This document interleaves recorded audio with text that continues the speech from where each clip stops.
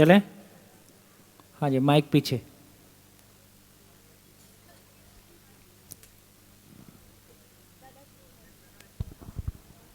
ये कितनी तैयारी करी इस हाँ रूप में आने के लिए, हाँ तो मेरे बात ये समझ में नहीं आई। ऐसा लगा मेरे को कि घड़ा बनाने में कुमार ने तो सारी तैयारी करी और श्रेय मिट्टी ने ले लिया। कुमार कहाँ है? हैं? कुमार कहाँ है? तो इसमें पृथ्वी तो जड़ है ना, जड़ कैसे कि वो अपने आप कैसे तैयारी कर लेगी? चलो इसको लास्ट डे, इसको परसों बात करेंगे, अब इसको होल्ड पे रखते हैं। हाँ जी, और बताइए। सर। हाँ सर। हाँ जी। सर, जैसे जो हमारी बात हुई थी कि अपन पेड़ पौधों की बात करें, तो किसान है, किसान ने श्रम करके उस पेड़ पौधे की रक्षा की, उसे बड़ा होने में विकसित किया, आम के एक बीज को आम का पौधा बनाया। किसान तो ने बनाया कि वो बनाया? अगर आप वो पेड़ लगा के बीज लगा के वहीं बैठे रहते हो? आजा आजा आजा। सुरक्षा करना भी तो हो गया, वरना हाँ, तो सुरक्षक और जंगल में आम ज़्यादा है कि हमारे आम ज़्यादा है?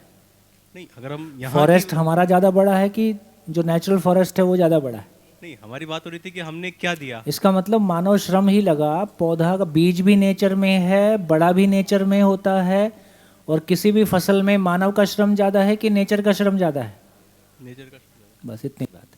तो सर, जैसे हम इसके अलावा, मनुष्य के अलावा और की बात करते हैं कि जानवरों की पेड़ पौधों से, मतलब जानवरों ने पेड़ पौधे से लिया तो उसी सेम रेस्पेक्ट में तो नहीं दिया, उनके मरने के बाद या किसी न किसी अदर, उनके मलमूत्र के थ्रू किसी अदर रेस्पेक्ट में दिया है। तो यहाँ भी हम किसी अदर रेस्पेक्ट में ही दे रहे हैं, एक तरीके से देखा जाए। मतलब जो किसी चीज़ के विकास के लिए डायरेक्ट नहीं तो इनडायरेक्टली हम एक प्रयास करके उसे विकसित होने में प्रयास तो कर ही रहे हैं। हाँ, कर रहे हैं ना, ग्लोबल वार्मिंग, फैमिली वार्मिंग। इसमें मैं जोड़ना चाहूँगा, ये बात आ रही है ना बार बार, जानवर वापस नहीं देते। नहीं, जानवर वापस नहीं वापस देते हैं। देते हैं, और कैसे देते हैं? हर एक कोई अभी लास्ट वीक ही मेरी एक ट्रेनिंग थी देहरादून वाइल्ड लाइफ इंस्टीट्यूट में, और वहाँ पर जो राजा जी नेशनल पार्क है, आपने कभी जंगलों में गए होंगे तो देखा होगा, दीमक की बाम्बी होती है, 8 फुट ऊंची तक होती है, कई बार वो 4 से 8 फुट की ऊंची। वो 4 से 8 फुट ऊंची तो होती है ज़मीन से ऊपर, और नीचे 10 फुट गहरी होती है वो, और वो पूरी वेल वेंटिलेटेड होती है। उसमें पूरी में हवा का और तापमान का नियंत्रण होता है, और वो आसपास दीपक की बाम्बी के आसपास जो पेड़ होंगे ना, वो इतने हरे भरे होंगे कि आप विश्वास नहीं कर सकते। उसी तरह से जो हर एक जो जीव है, जो कीड़े हैं, वो आपको परागण से फूल से फल बनने में मदद करते हैं। चिड़ियाएँ हैं, जानवर है जो ग्रेजिंग करके उसको घास को नियंत्रित रखता है, और वो अपना, वो हर एक का एक भी स्पीशीज़ कम होती है तो उस जंगल का बैलेंस बिगड़ जाता है। जंगल की हेल्थ का सबसे बड़ा प्रमाण क्या है? उस जंगल में दीमक की बाम्बी है तो जंगल हेल्दी है। अच्छा। उस जंगल में अगर शेर, जी हाँ, और अगर उस जंगल में दीमक के बारे में थोड़ा बता। दीमक की बाम्बी जो है सर, वो एक पूरा कॉलोनी होती है, पूरा एक सिस्टम होता है, और वो 10-8 फुट के आसपास ऊंची हो जाती है ऊपर तो ज़मीन से, और नीचे वो करीब 10 फुट गहरी जाती है ज़मीन के तो अंदर। उसको रोकेंगे नहीं तो बढ़ता जाएगा? नहीं नहीं नहीं, वो दीमक पेड़ों को ख़राब नहीं करती। ऐसा कहते हैं कि दीमक लकड़ी को लगती है, लेकिन उल्टा है इसका मामला। दीमक की उसके कारण जो जड़ को ऑक्सीजन और जो बाकी मिनरल की सप्लाई है ना, वो ईजी होती है, और जो जब बारिश होती है तो उसके बनाई हुई टनल्स में पानी बढ़ जाता है, और वो नमी जो साल भर पेड़ों को मिलती है वो उससे मिलती है। तो ये जो कीड़े, जो ज़मीन के अंदर रहने वाले कीड़े हैं ना, वो उस नमी, ज़मीन की नमी को और ऊसरता को बनाए रखते हैं, जिससे वो पेड़ जिंदा रहते हैं। पेड़ सिर्फ मिट्टी में नहीं मिलते, पेड़ ऑक्सीजन की क्वालिटी भी बढ़ाते हैं वापस। पत्तों, वो सभी को पता है तो नहीं, ठीक है ठीक है, ये बारिश सब तो करवाते हैं। बढ़िया बढ़िया। एवरी सिंगल स्पीशीज, बिल्कुल, जिस जंगल बिल्कुल। में शेर है वो जंगल स्वस्थ है। बिल्कुल। सिंपल सी बात है। बिल्कुल बिल्कुल, ठीक हो गया, यहाँ तक तो ठीक है। हाँ जी, अभी तो सर, हमने भी ज्ञान की विधि से जो बीज कमज़ोर था उसको लैब में तैयार करके एक अच्छी फसल करने का प्रयास किया। ठीक है, कुछ काम अच्छा किया ही है, नो डाउट, लेकिन उसके बावजूद भी बहुत सारी चीज़ें हैं जिनको हम जिस तरह से यूज़ करते हैं और जिस माइंडसेट से यूज़ करते हैं वो प्रॉब्लमेटिक है। ये सबसे अच्छा समझने के लिए, ये केचुआ है, वो कितना बढ़िया खाद, वर्मी क्या बोलते, कितना बड़ा जो है, कितना बड़ा काम कर रहा है बताइए। हाँ हाँ, ठीक है बढ़िया।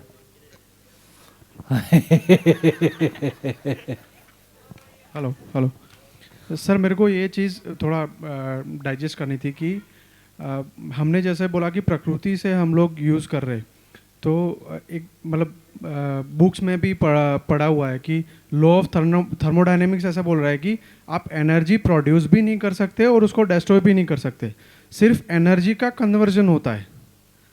तो मतलब कहाँ से हम लोग डिस्ट्रॉय कर रहे हैं वो थोड़ा मेरे को ग्लोबल वार्मिंग, फैमिली वार्मिंग, अभी नहीं समझ में आया इतना सारा पढ़ के सुन के, है ना। वो स्टीफन हॉकिंस बेचारा मरते मरते भी बोल गया कि 50 साल ही है बस अपने पास, 50 साल बाद ये धरती रहने लायक नहीं रहेगी और कोई दूसरा प्लेनेट ढूंढ लो वक्त रहते, क्योंकि इसको तो हम नाश करके ही जाएंगे जैसे हमारे कर्म है। मतलब एनर्जी ट्रांसफॉर्म हो रही है लेकिन वो नेगेटिव है। नेगेटिव है, ओके, नेगेटिव। कहाँ रहते हो? गांधीनगर, गुजरात में सर। अच्छा, ठीक है। हाँ जी, तो इस पूरी चर्चा से क्या निष्कर्ष निकला? हाँ जी, माइक फटाफट, पीछे पीछे।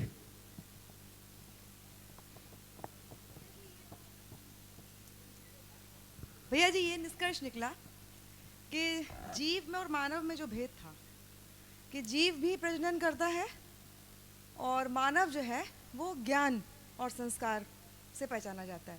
तो शायद हमें अगर प्रकृति को कुछ वापस करना है तो हम अपने अच्छे संस्कारवान होकर अपने बच्चों के रूप में समाज को संस्कार अच्छे दे जाएं, यही हम कर सकते हैं। प्रकृति के लिए इससे ज़्यादा हम कुछ शायद नहीं कर सकते, ऐसा मुझे लगा।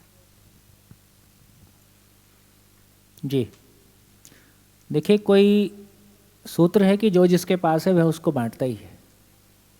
तो यदि एक मानव सुंदर है तो उसका प्रमाण है कि उसका वातावरण सुंदर हो जाता है, और यदि हमारा वातावरण कुरूप हो गया है तो इससे सिद्ध होता है कि हम कुरूप हैं। ठीक, तो इसका मतलब है कि जो भी एक व्यक्ति से लेके, परिवार से लेके, और समाज और बाजार और राष्ट्र और शिक्षा और तमाम सारे इंस्टीट्यूशंस को हम देखते हैं, तो डे बाय डे हमारी आने वाली पीढ़ी का विश्वास इन सब के प्रति घटता हुआ दिखाई देता है। और किसी देश के लिए, किसी समाज के लिए ये सबसे बड़ा नुकसान है कि उसकी आने वाली पीढ़ी की उनकी संस्थाओं के प्रति गरिमा और सम्मान लगातार घटता हुआ दिखाई देता है। यदि आने वाले बच्चे अपने फैमिली में पेरेंट्स के प्रति, एजुकेशन सिस्टम के प्रति, न्याय के प्रति, सरकारों के प्रति यदि उनका सम्मान नहीं बढ़ेगा तो उनका तन मन धन कहाँ लगेगा? जिसका सम्मान नहीं करेंगे तो उसमें तो लगेगा नहीं, तो बेसिकली वो रिबेलियन ही होंगे। तो ये एक उस पूरी दिशा को दिखा रही है जहां हम एक परिवार विहीन समाज की ओर जा रहे हैं। जिस तरह का पति पत्नी संबंध और शादी को लेकर जिस तरह का कन्फ्यूज़न क्रिएट हुआ है, लगभग बड़ी प्रतिशत है युवाओं की जो शादी ना करने के निर्णय की तरफ जा रहे हैं, और ये कॉमन है, ये कॉमन है। और फिर जो उसके और कॉम्प्लिकेशंस हैं वो अपनी जगह है। खैर, तो इस सारी चर्चा में हम खरीदने को लेके चर्चा कर रहे थे। खरीदने लेके चर्चा में जो निष्कर्ष आया, एक छोटी घटना और सुनाता हूँ, वो इससे बढ़िया कनेक्ट होती है और कुछ अच्छा मीनिंग हम तक देती है। हमारे एक मित्र हैं जो पुणे में, जिनके काफ़ी सारे आईटी पार्क्स हैं और पुणे के रईस लोगों में गिने जाते हैं। एक कॉलोनी है एम्बी वैली, मुंबई लोनावाला, मुंबई पुणे के बीच में, जहाँ ऐसे तमाम रईस लोगों के बंगले हैं। तो एक संयोग ऐसा बना कि महाराष्ट्र स्कूल एजुकेशन और उनके साथ मिलकर एक शिविर करने का योग बना। तो उन्होंने अपनी ज़िंदगी की एक कहानी सुनाई, वो बड़ी इंटरेस्टिंग थी, तो वो आपको शेयर करता हूँ, और हमारा खरीदने वाले सेंस से वो काफ़ी अच्छा सेंस देती है। तो उन्होंने अपनी कहानी सुनाई कि वो एक अनाथालय में पले, और अनाथालय मतलब सरकारी, और उसमें खाना पीना कैसा होगा आप कल्पना कर ही सकते हैं। तो जैसे थोड़ी उम्र बड़ी हुई तो जो लोग शादियां करते थे उस समय, वो अनाथालय के बच्चों को शादी में काम करने के लिए लेके जाते थे। तो वहाँ उनको खाना भी मिल जाता था, कुछ पैसे भी मिल जाते थे। तो जब वो शादियों में जाके देखते थे तो जितना खाना वहाँ वेस्ट होता था वैसा खाना उनको देखने को भी नहीं मिलता था। तो उनमें के मन में गहरा रिएक्शन पैदा हुआ खर्चीली शादियों को लेके। जवान हुए तो उन्होंने 20-25 युवाओं की टोली बनाई और जहाँ भी खर्चीली शादियाँ होती हैं उसके सामने टेंट लगा के खर्चीली शादियों का विरोध करने का एक तरीका निकाला। तो नेचुरल है, जिसके यहाँ शादी होती है, शादी का माहौल होता है, उसके यहाँ 20 लड़के टेंट लगा के बैठ गए हैं, बड़ा ऑकवर्ड सिचुएशन हो जाता है। तो कोई प्यार से बात करता, किसी से झगड़ा होता, किसी से कुछ होता। तो उन्होंने बताया कि एक मारवाड़ी के यहाँ शादी थी और काफ़ी खर्चीली शादी थी। तो उनके यहाँ टेंट लगा के हम लोग बैठ गए। तो वो आए, बड़ा अच्छे से नमस्कार चमत्कार हुआ और घर के अंदर ले गए, सबको बढ़िया खिलाया पिलाया और उन्होंने अपनी कहानी सुनाई। उन्होंने बताया कैसे वो जीरो से स्ट्रगल किए, कैसे उनके परिवार में दुर्घटनाएं हुई और कैसे उन्होंने बहुत मेहनत किया और उनकी एक ही बेटी थी। तो फाइनली उन्होंने कहा कि देखो, इतना मेहनत करके मैंने पैसा कमाया है, अब मैं अपनी बेटी की शादी में खर्च नहीं करूँगा तो कहाँ खर्च करूँगा, और तुम्हारी बेटी होती तो तुम क्या करती। ऐसा बोल के उनकी आंखों में आंसू आ गए। उनके आंसू देख के इनके भी आंसू आ गए। उसके बाद डिस्कशन बंद हो गया। ये उठे, अपना टेंट उठा के चले आए और आंदोलन हमेशा के लिए आंसुओं में बह गया। तो शिविर करने के बाद बोलते हैं, यार मेरे को तो अब समझ में आया, मैं तो सही था उस समय। तो आपने कुछ दिन पहले की, 2-3 साल पहले की एक घटना थी कि वो रतन टाटा फॉरेन में किसी होटल में गए थे और झूठा खाना छोड़ के चल दिए। तो वहाँ के बैरे ने उनको पकड़ लिया कि आप ऐसा नहीं कर सकते, खाने का पेमेंट आपने दिया है लेकिन खाने को झूठन छोड़ने का अधिकार आपको नहीं है, मिसयूज करने का अधिकार आपको नहीं है। तो इसका मतलब है कि कुछ कंट्रीज इस बात को समझने लगे हैं कि पैसे से वस्तु नहीं खरीदी जाती है और आप वस्तु खरीद के उसका कोई भी दुरुपयोग करेंगे, ऐसा कोई अधिकार आपको नहीं है। तो इस धरती के सारे संसाधन धरती के सभी लोगों के लिए हैं और उनके जिंदा रहने के लिए हैं। वो किसी व्यक्ति विशेष के द्वारा दुरुपयोग करने का अधिकार उसका नहीं है, क्योंकि आप खरीदते ही नहीं हो तो दुरुपयोग करने का अधिकार भी कैसा होगा।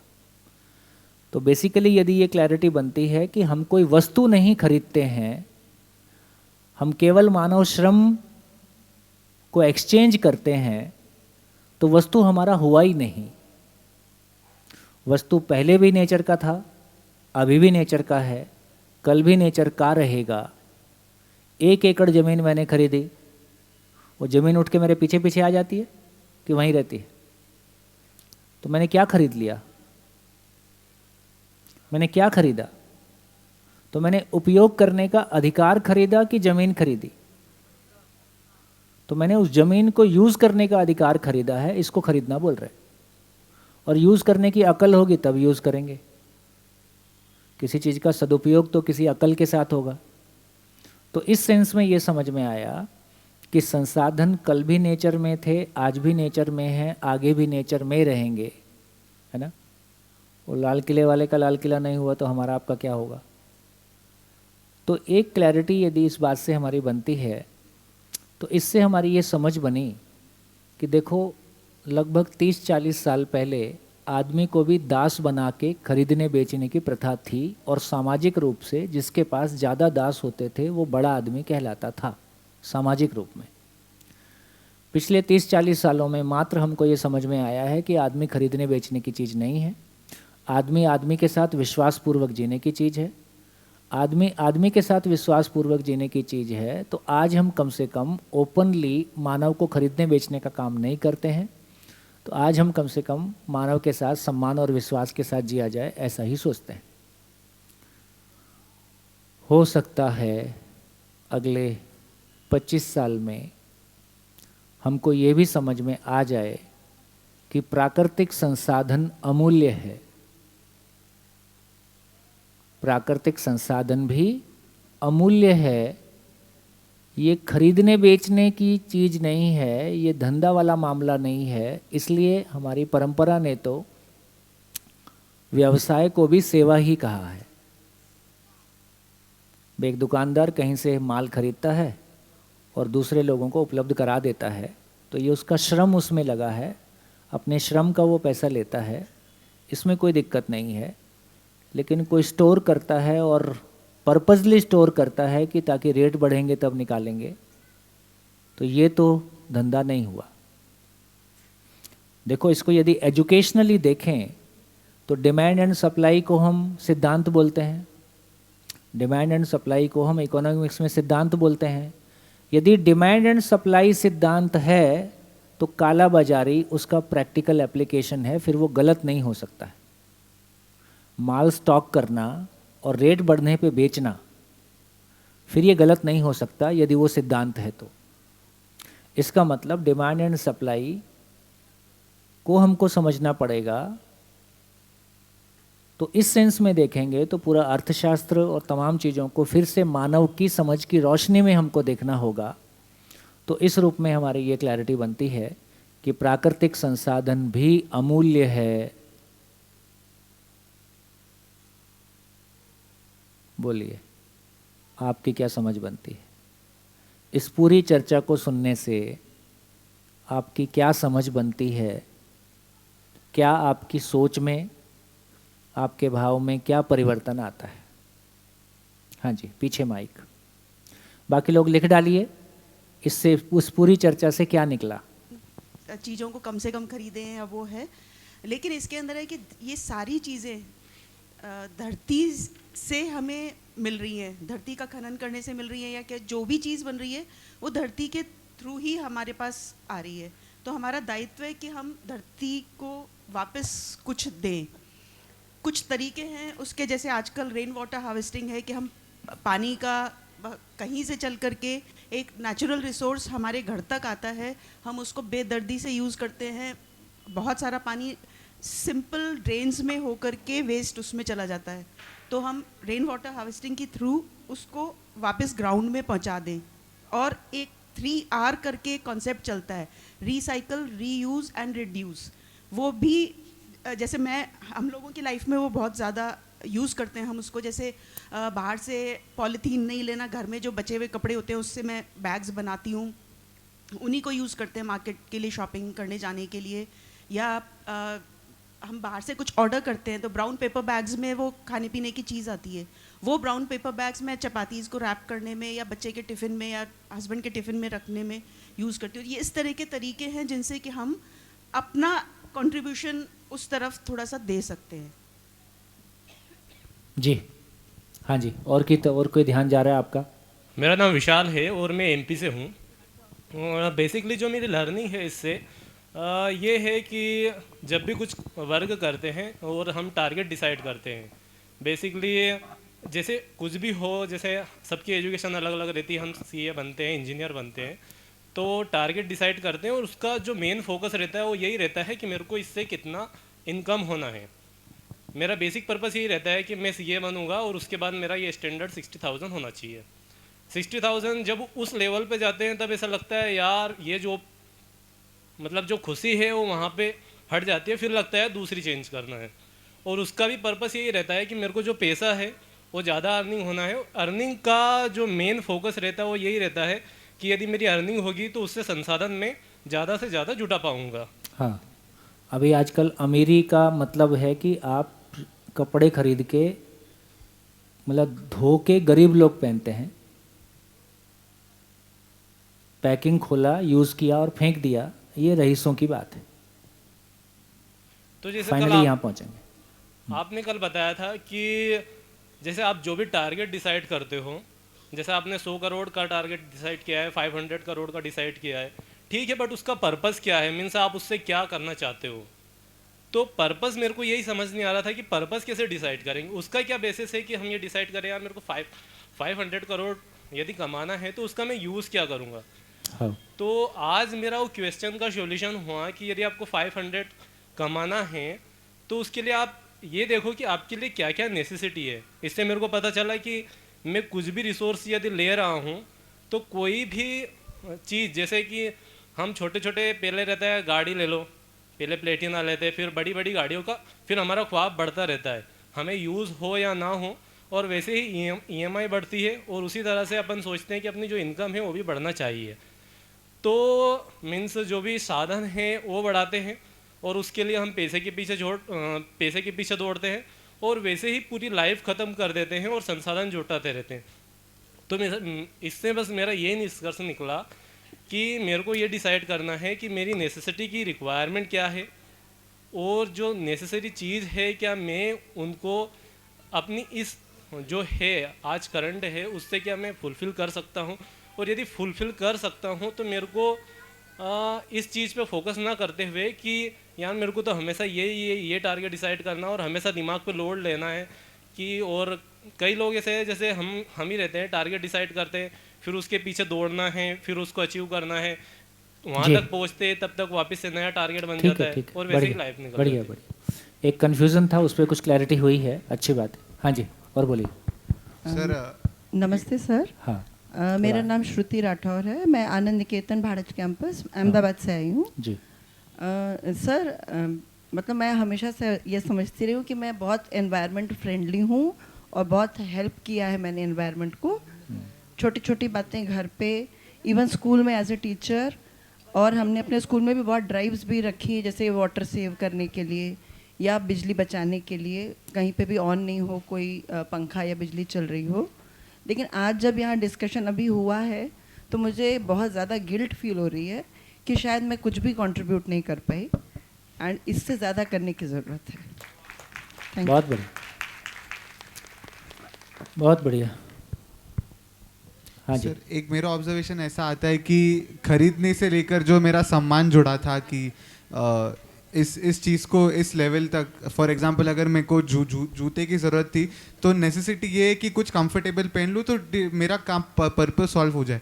बट अब जब मैं सोचने की बात करता हूँ तो जब सम्मान मेरा जुड़ता है कि नहीं मुझे नाइकी चाहिए, मुझे जॉर्डन्स चाहिए, तो वो शायद अब नहीं होगा कि जितना ज़रूरत है उस वो लेवल पे हमने पर्पस को सॉल्व कर दिया, और फिर उसके प्रति भी एक ऋण का भाव होगा कि ये चीज़ खरीदी भी नहीं है, ये मानव श्रम का पैसा है जो नेचर का है वही मेरे पास आया है, तो सम्मान अब नहीं जुड़ेगा शायद खरीदने से।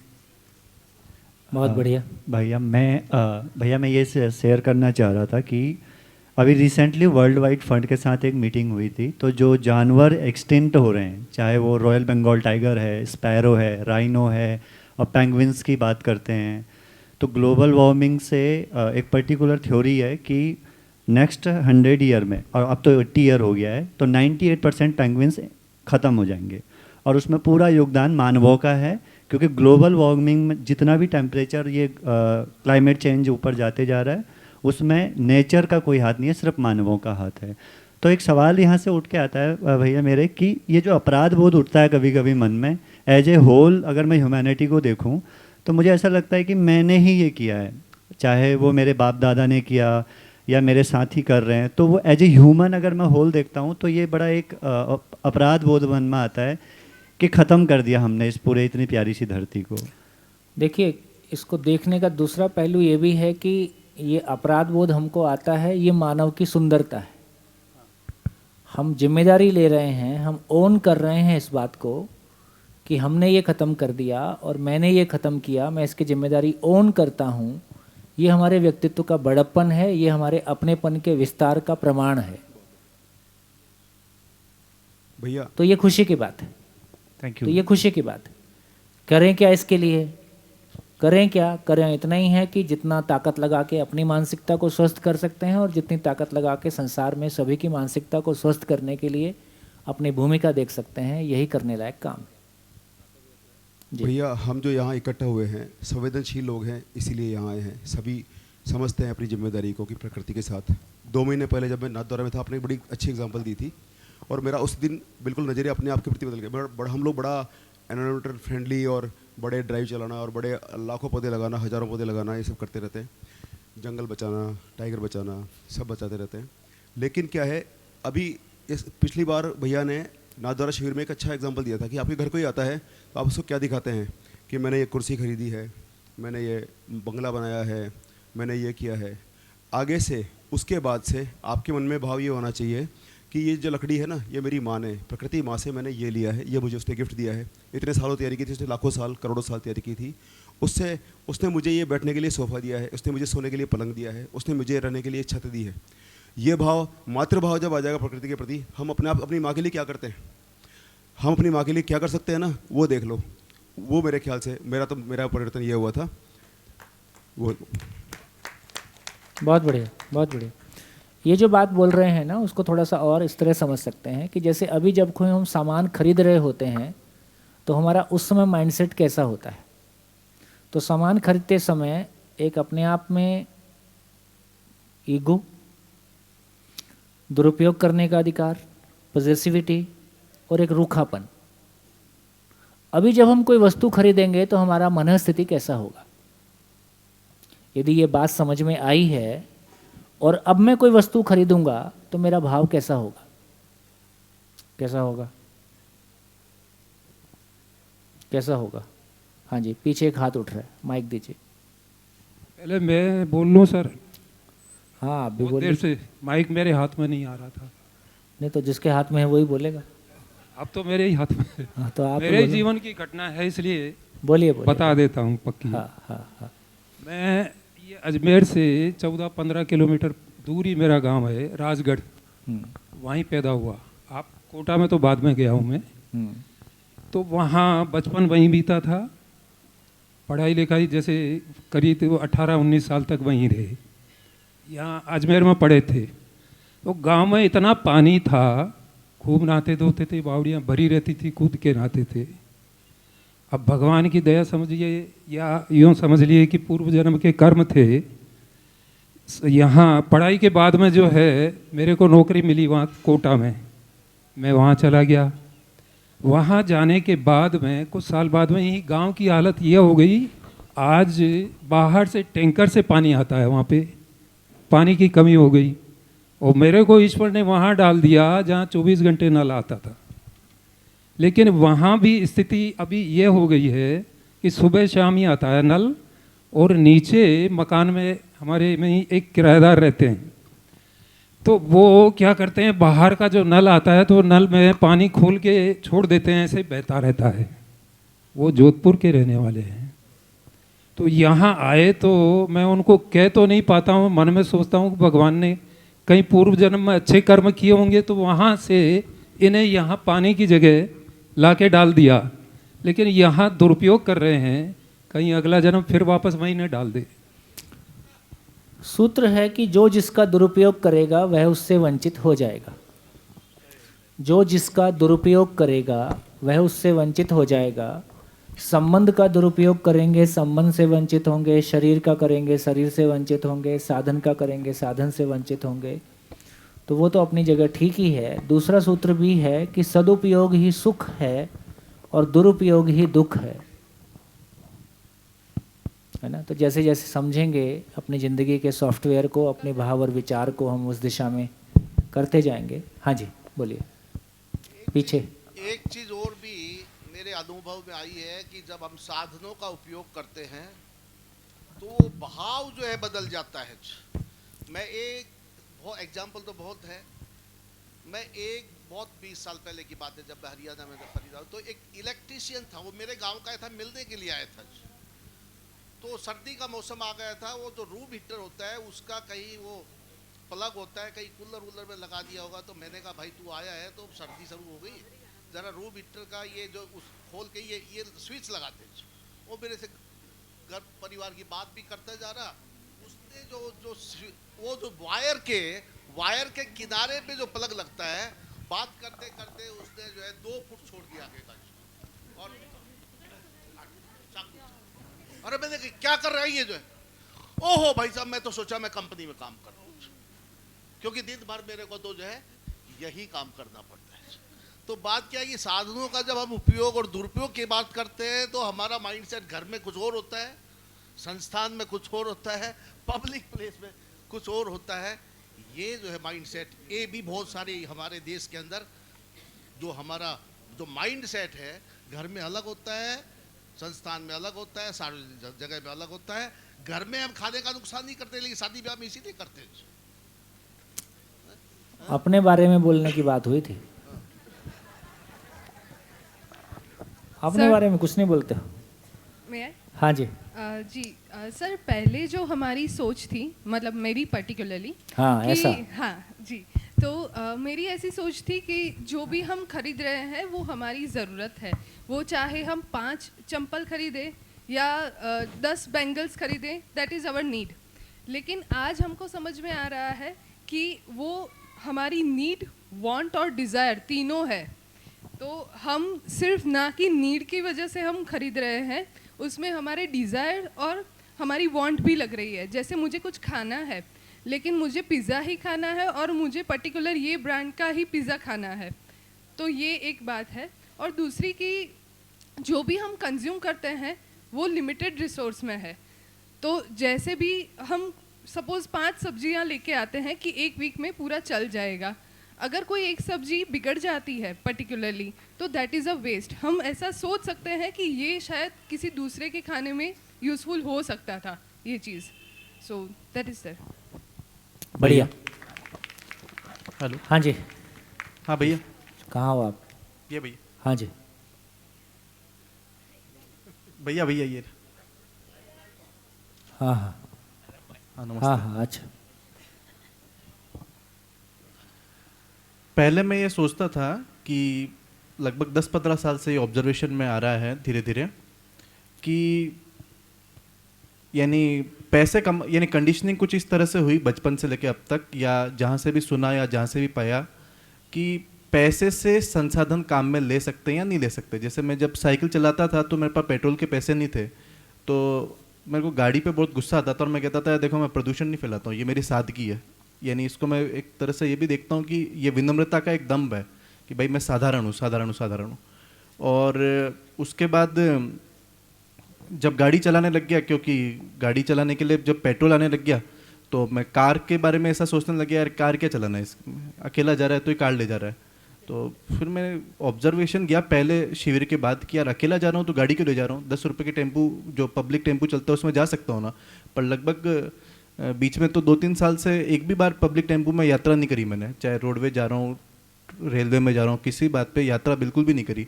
तो मेरा इस चीज़ पे जैसे पिछले साल वाले शिविर के बाद ध्यान गया कि कई बार ऐसा लगता है कि उस टेम्पो में यात्रा आसानी से हो रही है, सब कुछ हो रहा है, मेरे को आवश्यकता नहीं है, लेकिन फिर भी केवल वो अकेले जाने में पैसा लगता है और पैसा वो वहन करने में मैं सक्षम हूँ इसलिए कर रहा हूँ, बाकी उससे कोई बड़ा कारण नहीं था।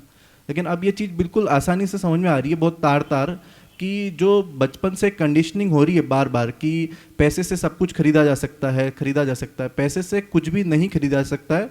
केवल अभी जो हम अर्थशास्त्र का जो सिस्टम देख रहे हैं उसमें हमको ऐसा कहीं ना कहीं आभास हो रहा है कि पैसे से खरीदा जा सकता है, जबकि पैसा किसी भी चीज़ को कन्वर्ट नहीं कर सकता, यानी पैसे से कोई चीज़ बनाई नहीं जा सकती। इस ये तार बिल्कुल बारीकी से खुल रहे हैं यहाँ पे।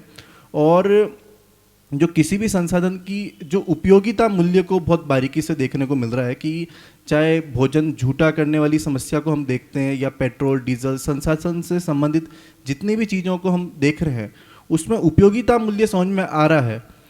तो अगर हमको प्रकृति में संबंध समझ में आ रहा है तो परिवार में संबंध समझ में आ रहा है, और परिवार में संबंध समझ में आ रहा है तो प्रकृति का शोषण तो बहुत हद तक बच ही जाता है। अगर मेरा पड़ोसी से, मित्र से या स्टाफ में जिनके साथ मैं काम करता हूँ उनके साथ ठीक से संबंध है तो काफ़ी रिसोर्सेज तो जैसे 2 जने साथ में यात्रा कर लेते हैं या बहुत सारी चीज़ें आपस में शेयर हो जाती है, तो वो ये चीज़ पे बारीकी से ध्यान जा रहा है। Thank you. बहुत बढ़िया।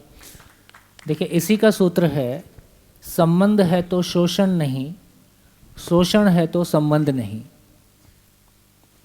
संबंध है तो शोषण नहीं कर पाएंगे, संबंध को स्वीकारा है तो, और किसी का शोषण कर रहे हैं तो इसका मतलब वहाँ संबंध नहीं है। तो इसका अर्थ ये हुआ कि यदि मुझ में, जिसको हम कह रहे हैं कि समझदारी है, हमने स्वयं को मानव के रूप में पहचाना है, फिर चाहे मैं पुष्कर में शिविर में रहता हूँ, कि मैं घर में रहता हूँ, कि मैं ट्रेन में सफ़र करता हूँ, कि मैं किसी होटल में रहता हूँ, कि मैं किसी सरकारी संपत्ति को यूज़ करता हूँ, मेरा भाव वही रहता है जो मैं अपने घर के साधनों को यूज़ करता हूँ। यदि वही भाव रहता है तो मेरी चेतना का विकास हुआ है। यदि वही भाव नहीं रहता है और ये भाव बदलता है तो फिर वो एनिमल कॉन्शियसनेस है, वो है ना, हमारे दुखी होने का इंतज़ाम है। तो अपनी चेतना का स्तर हमको पहचान में आ जाएगा कि मेरी चेतना का स्तर कैसा है। इसी चर्चा पे अक्सर मैं शेयर करता हूँ कि एक 3rd ईयर इलेक्ट्रिकल इंजीनियरिंग के लड़के ने 2003-4 की बात है, वो इस चर्चा पे इतना इमोशनल हुआ कि कांपता उठा और रोते हुए बोला कि सर मैं आज समझ पा रहा हूँ कि डायमंड से ज़्यादा कीमती चीज़ आलू है।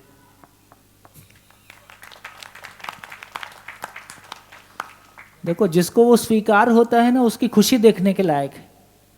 और डायमंड का जो वजन मैंने आज तक ढोया था और जो बिना वजह मैं उसको बहुत कीमती और बड़ा और ऐसे मान रहा था, तो ऐसे अभी पता चलेगा कि आदमी के जिंदा रहने में तो डायमंड का कोई उपयोग नहीं है, मरने में हो सकता है।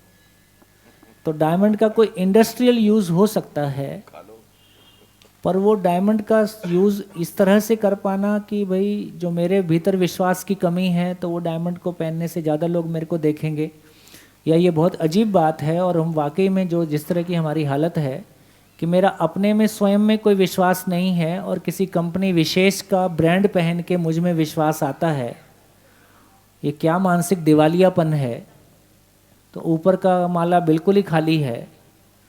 मैं इतना बड़ा मानव, मेरी अपनी कोई पहचान नहीं है और केवल किसी वस्तु विशेष से मेरी पहचान होती है, ये बहुत अपने आप में झंझट का काम है। अभी ये भी हमारा ध्यान जाता है कि एनवायरमेंटल साइंस को हम पढ़ा रहे हैं और उसमें भय पूर्वक ही उसको पढ़ा रहे हैं कि मर जाएंगे, लुट जाएंगे, सब खत्म होने वाला है। तो वो तरीका ज़्यादा पावरफुल है, या एक बार ये संबंध का एहसास हो जाए कि ये मदर अर्थ के साथ मेरा एक रिलेशन है, उस रिलेशन के साथ में मेरा कोई जीना है, एक बार ये संबंध स्वीकार होता है तो हमारा वस्तुओं के प्रति भाव कैसा होगा। फिर मैं चाहे पेट्रोल ही खरीदूँगा और 100 रुपया ही दूंगा, उस पेट्रोल को पाते हुए मुझको वो नेचर याद आएगा, उसके प्रति अपना ऋण महसूस होगा, उसके प्रति अपना संबंध महसूस होगा, वो पेट्रोल भी जिंदा हो जाएगा और वो शर्ट भी जिंदा हो जाएगा। तो इस रूप में हमारा पूरा जीवन भावपूर्ण हो जाए, ऐसा हम चाहते ही हैं, है ना। जब मैं किसी चीज़ के रूट्स को पहचानता हूँ तो वो सभी कुछ भावपूर्ण है ही। उस भावपूर्णता को पहचान लेना मेरी खुशी के लिए मेरी ज़रूरत है। अभी 100 रुपये दे के पेट्रोल पाता था, अब जब 100 रुपये दे के एक वस्तु भी साथ में पाता हूँ तो मैं उसके प्रति प्यार से भर जाता हूँ और प्यार से ही भरा रहता हूँ। सोम भैया, एक मुझसे अलग एग्जांपल है। अक्षय भाई ने जो कहा उस बात बढ़ाना चाहता हूँ आगे। हमारे 2 साधक हैं, 2 यात्री हैं, शीश राम जी और डॉक्टर BK शर्मा जीवन विद्या के। नाथद्वारा शिविर से लौटते वक्त शीश राम जी के पास पर्याप्त पैसा है कि वो गाड़ियाँ खरीद सकते हैं, एक नहीं अनेक, लेकिन वो पब्लिक कन्वेंस में बैठे, बस जो होती है ना रोडवेज की, उसमें बैठ के स्टेशन तक गए और स्टेशन से हमारे साथ आए। वो ऐसे ही डॉक्टर BK शर्मा का था। और उसका जब पूछा कि ये वजह क्या है तो ये था कि संसाधनों का अधिकतम सदुपयोग कर सकें, इस कारण से उन्होंने आचरण में ला रखा था इस चीज़ को, खाली बात में नहीं। वो एग्जाम्पल मैं देना चाह रहा था। बढ़िया, तो फाइनल झटका और दे दूं? तो फाइनल झटका और ले लें ताकि आज रात ठीक से सो पाएं।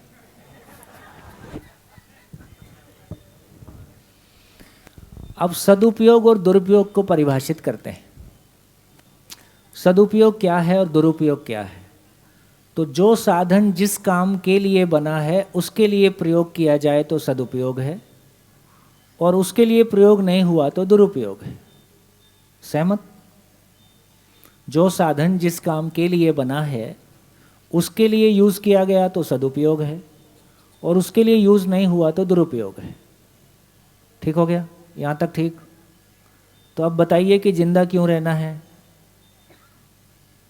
आप जिंदा रहना क्यों चाहते हैं? किस कार्य के लिए आए हैं?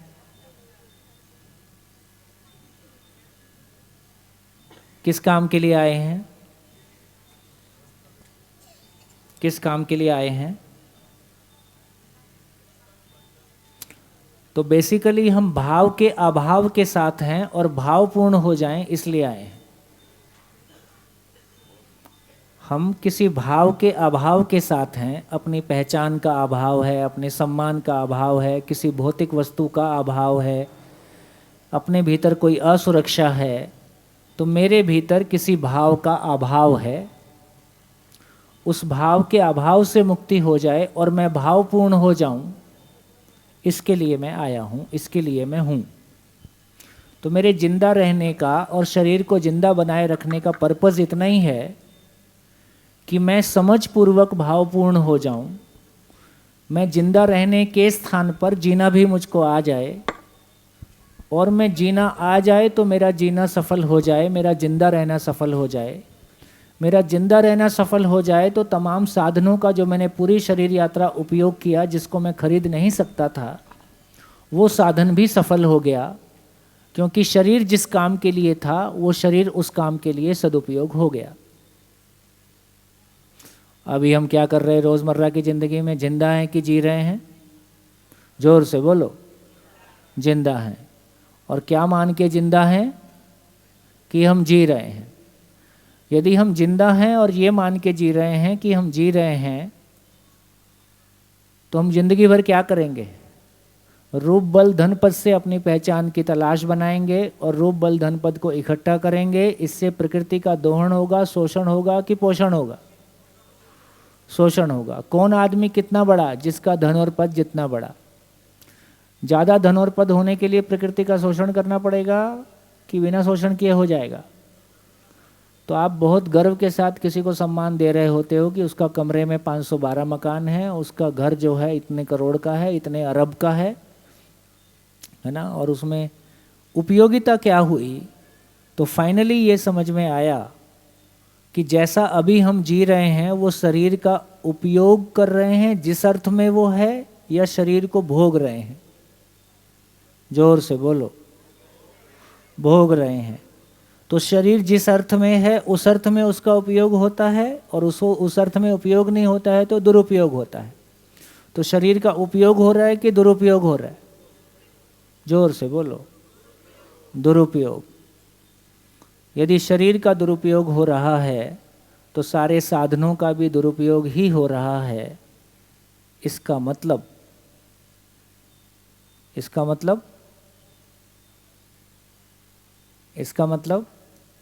सारी जिंदगी सारे साधनों का उपयोग करूंगा, कंज्यूम करूंगा, और निकलेगा कुछ नहीं। लास्ट में क्या निकलेगा?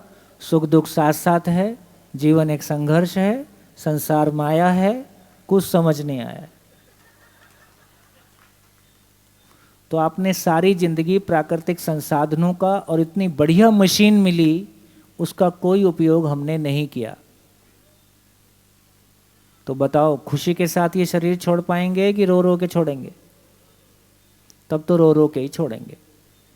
इससे हमारा ध्यान इस बात पे भी चला जाता है कि उपयोग दुरुपयोग केवल इतना ही नहीं है कि मैंने पेट्रोल बचा लिया और कम साधनों का यूज़ किया जाए, ऐसा नहीं कहा जा रहा है।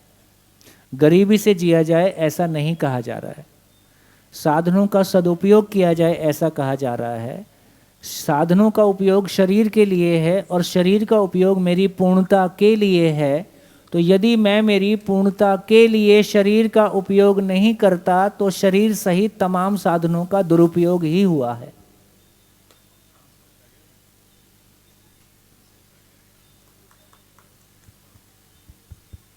कहाँ पहुंचे? तो 2 बाल्टी में नहाने की जगह 2 मग्गे में नहा लिए, इससे कोई फर्क नहीं पड़ रहा है। 2 बाल्टी में नहाते वो भी दुरुपयोग, 2 मग्गे में आपका होना ही दुरुपयोग।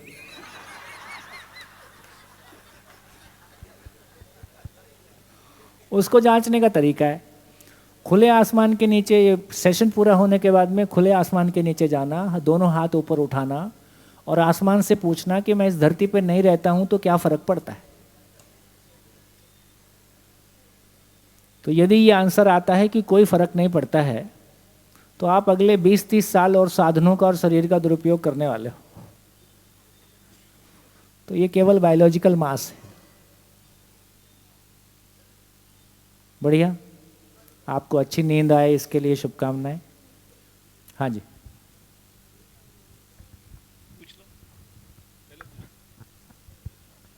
मेरा यही सवाल था कि नीड्स तक के ही हमने सीमित रहना है या वांट्स और डिजायर्स को भी हम इंक्लूड कर सकते हैं कि नहीं कर सकते? नहीं, अब ये समझ में आया कि मशीन जिस काम के लिए बनी, भाई कैमरा जिस काम के लिए बना है उस काम के लिए उसको यूज़ करते हैं तो कैमरे का उपयोग हुआ। स्पीकर जिस काम के लिए बना है, कुर्सी जिस काम के लिए बनी है, उस काम के लिए नहीं यूज़ हो रही है तो मिसयूज़ ही है।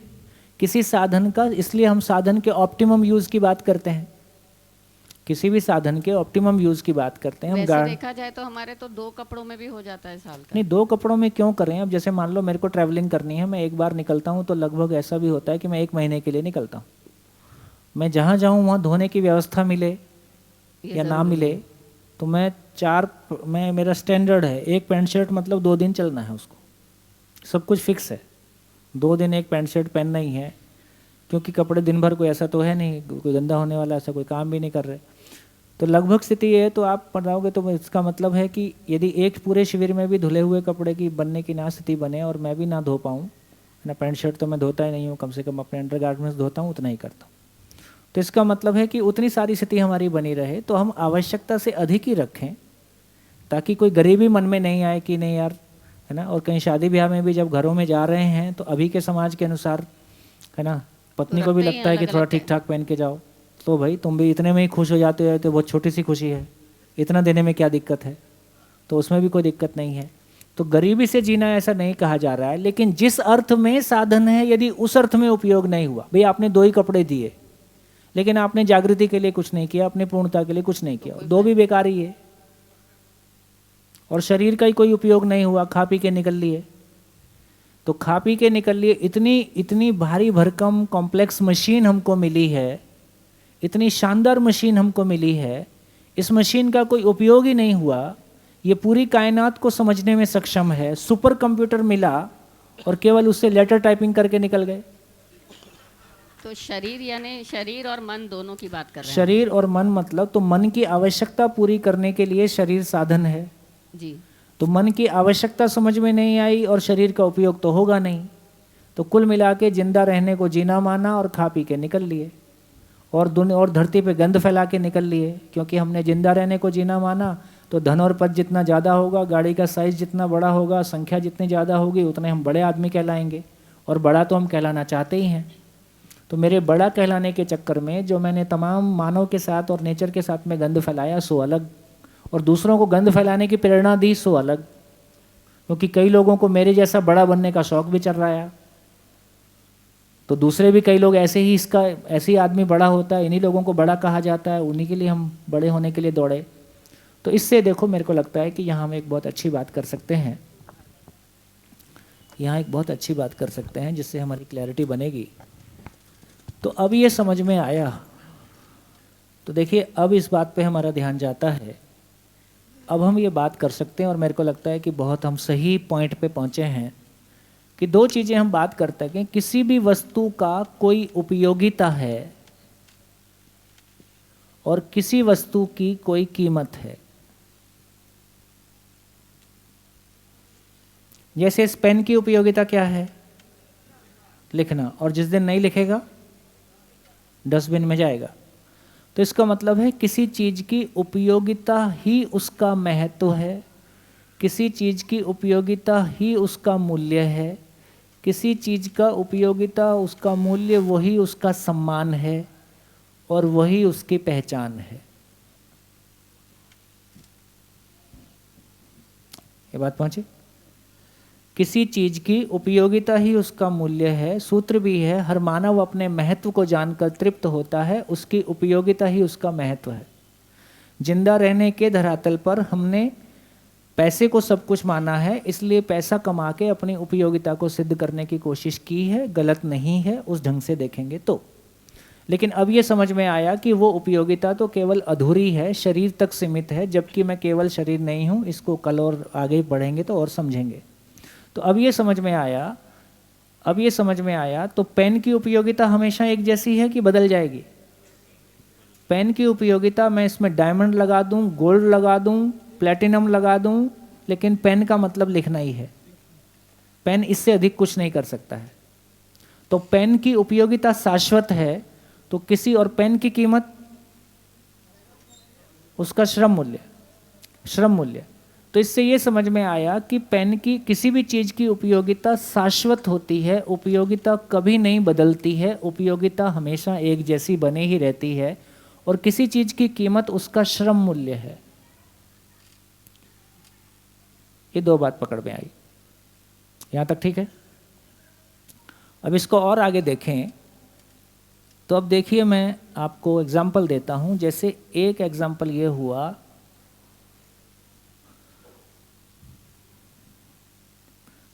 कि आलू की उपयोगिता क्या है।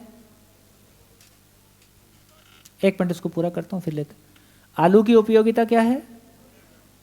पोषण, कार्बोहाइड्रेट जो भी देता है।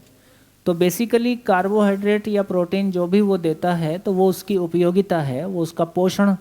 तो पोषण करना उसकी उपयोगिता है और उसका मूल्य, कीमत क्या हुआ? 1 किलो आलू उगाने में जो मानव श्रम लगा तो वो उसका श्रम मूल्य है। ये ठीक हो गया। अब हम दूसरा एग्जाम्पल ले सकते हैं, पेन की बात कर ही सकते हैं, ठीक है। तो ये बात हम कर ही सकते हैं। तो अब आपको क्लियर हो गया कि उपयोगिता किसको बोल रहे हैं और किसी चीज़ की कीमत किसको बोल रहे हैं। ठीक हो गया, समझ में आ गया? हाथ खड़ा करो, गुड। अब आलू के नीचे अपना नाम लिख लो।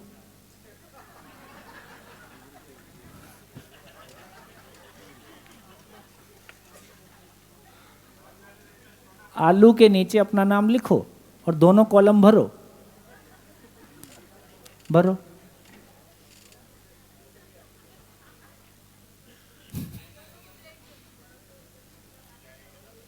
आलू के नीचे अपना नाम लिखें और दोनों कॉलम को भरें। आलू के बारे में बता के बहुत ज्ञानी मान रहे थे अपने आप को। आलू का पता है, अपना कुछ नहीं पता है। लिखिए, भरिए दोनों कॉलम। हाँ जी, किसने भरे बोलिए? किसने भरा बोलिए? हाँ जी, माइक पीछे माइक दीजिए जी, बोलिए। और मैंने जहाँ आपने नाम लिखने को बोला वहाँ मैंने स्वयं लिखा। हाँ। और उपयोगिता जहाँ लिखना था वह मैंने लिखा परम समझ और कीमत समझपूर्ण जीवन। जी, और कोई बोले?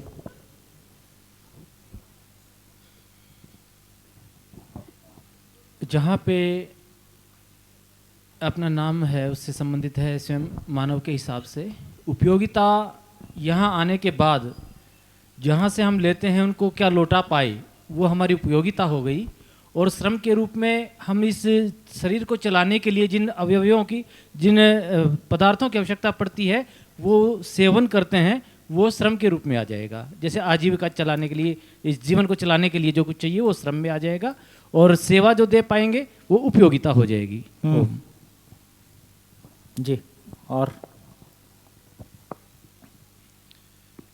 अपना नाम लिखा, उपयोगिता लिखा जीना। जीना? हाँ। जीना क्या होता है? जो जिंदा रहना हो, जो जीना की परिभाषा सीखे हम। अच्छा। और कीमत लिखा प्रकृति। अच्छा, सही है। हाँ जी, और किसी का मन ट्राई करने का हो तो? हाँ जी, बोलिए बोलिए, बोलते जाइए। बड़ी चौंकाने वाली बात लग रही है सर। हाँ। उपयोगिता नील। उपयोगिता नील। आज मर जाएंगे तो फर्क किसी को पड़ता नहीं है। स्थिति तो ये है। बहुत बढ़िया, ये हुई ना साफ बोलने की हिम्मत।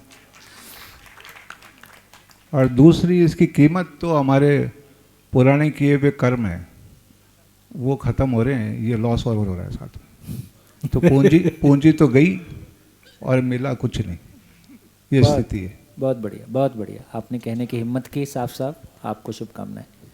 हाँ जी। तो मैंने उपयोगिता में लिखा है दूसरों की सहायता। क्या सहायता करोगे? मतलब गरीबों की। गरीब, देखो अब तुम्हारे शौक पूरा करने के लिए गरीब ढूंढ के लाओ। ये बहुत मुश्किल काम।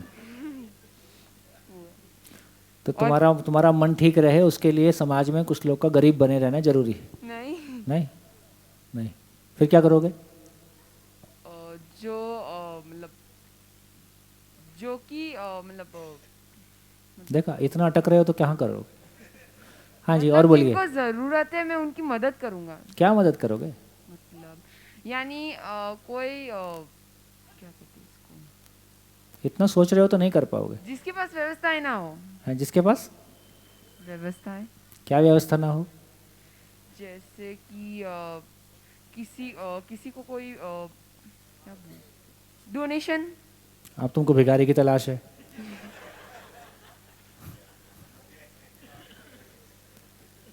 और कीमत में लिखा है सेवा मूल्य। चलो बढ़िया, कोशिश ठीक। हाँ जी, आगे माइक दीजिए। यूट्यूब से नहीं किया है ना? हाँ देखते हैं कि क्या होता है। सर, धरती और कायनात के साथ संबंध स्थापित करना मेरी उपयोगिता, और कीमत सर मैं बेशकीमती हूँ जो मुझे कायनात ने इस धरती पर भेजा इसको काम को पूरा करने के लिए। चलो देखते हैं क्या निकलता है लास्ट में। हाँ जी, हो गया? सबका हो गया? भर दूं मैं? डाल दूं? तो देखिए, निकल के ये आया, जब भी हम मानव की उपयोगिता की बात करते हैं तो मानव का फैलाव थोड़ा बड़ा है, तो मानव की उपयोगिता 4 भाग में है।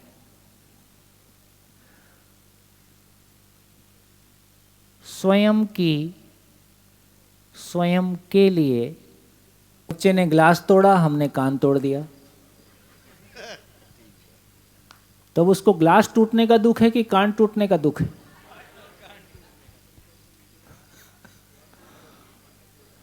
और वो कान नहीं टूटा, संबंध ही टूट गया। तो बच्चे ने ग्लास तोड़ा, आपने संबंध तोड़ा, ज्यादा बड़ी गलती किसने की? संबंध तोड़ने वाले ने। कितनी बार हमको बच्चों को बोलना पड़ता है कि पैसा पेड़ पे नहीं लगता है? ये तमाम बातें, जितनी बातें हमने अपने बच्चों को कड़वे शब्दों के रूप में बोली हैं, उनको सुधारने के लिए बोली हैं। यदि उसका वो एक्चुअल मीनिंग जैसा कहा गया है वैसा ले ले तो अधिकांश बच्चे घर छोड़ के चले जाएंगे। बहुत कड़वे शब्दों में हम लोग, इसका मतलब है कि हमको संवाद करना नहीं आता, हमको जिंदगी की समझ नहीं है, हमने प्रतिक्रिया दी है, संवाद नहीं किया है, जगह जगह प्रतिक्रिया की है। मेरा शरीर तुमसे बड़ा है, और प्रतिक्रिया का छोटा सा लेवल क्रॉस करने के बाद हमारा हाथ उठ सकता है, हम बहुत कड़वे शब्द इस्तेमाल कर सकते हैं।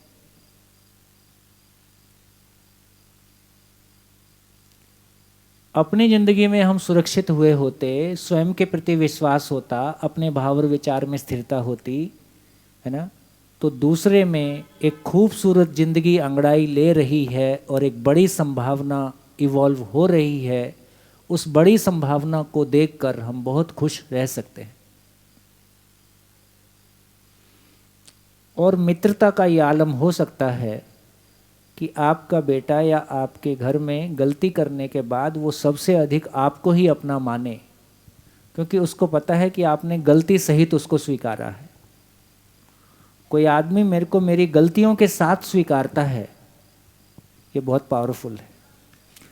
दिल्ली में वो 90% से कम, 95% से कम आए तो बाप बेटे को बोल देता है कि आज के बाद तुम मेरे बेटे नहीं हो। तो तुम्हारा नहीं है, किसी का तो है ही।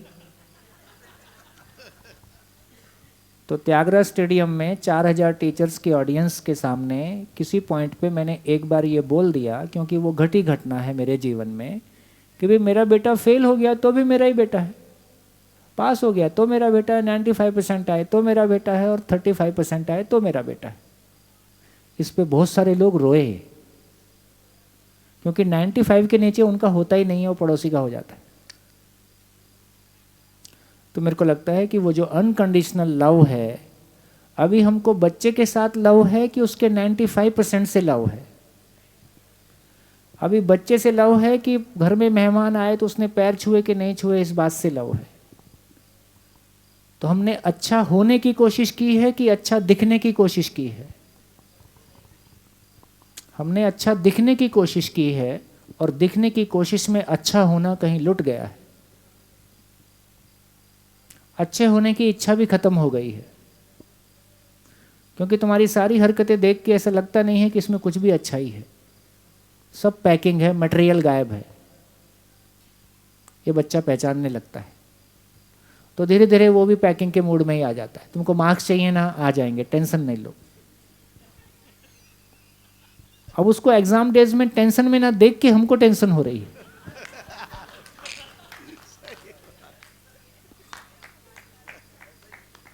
एक मैडम बोली शिविर में, आपको हमारे घर की बात कैसे पता चली?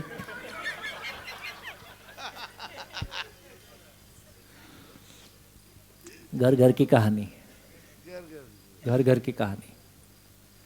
तो मेरा कहना है कि एक ही काम किया जाए, जम के किया जाए, स्वनियंत्रित। और मुझको बच्चों को सुधारना नहीं है, स्वनियंत्रित होना है। स्वनियंत्रित होने की खुशी, आपके व्यक्तित्व की जो खुशबू है वो आपके घर में भी स्वीकारी जाती है और वो आपके बाहर भी स्वीकारी जाती है और उसका अधूरापन भी स्वीकारा जाता है। रातों रात कोई दिव्य मानव नहीं हो जाएगा, जर्नी है। जर्नी के लिए, जर्नी में कम से कम मैं मेरी जर्नी के लिए ईमानदार हूं और अपने अधूरेपन को स्वीकारता हूं। अपने अधूरेपन को ईमानदारी से स्वीकार लेना। सामने वाला आपको दिव्य मानव देखना नहीं चाहता है, लेकिन इतना जरूर चाहता है कि यार कम से कम जो अधूरापन है वो आप स्वीकारते हो और जो पॉजिटिव है उसको तो मैं भी स्वीकारता हूं। हम अपने अधूरेपन को न स्वीकारें और सामने वाले पे लदने की कोशिश करते हैं, इसको वो बर्दाश्त नहीं करता है। तो मैं बड़े पद पे हूँ इसलिए मेरी मानो, मेरी उम्र 50 साल है इसलिए मेरी मानो, मैं तुम्हारी सास हूँ इसलिए मेरी मानो। अब ये सब सारे आधार गिर गए हैं, अब ये आधार नहीं चलेंगे। हाँ, मैं सही बात कह रहा हूँ इसलिए कम से कम सुनो।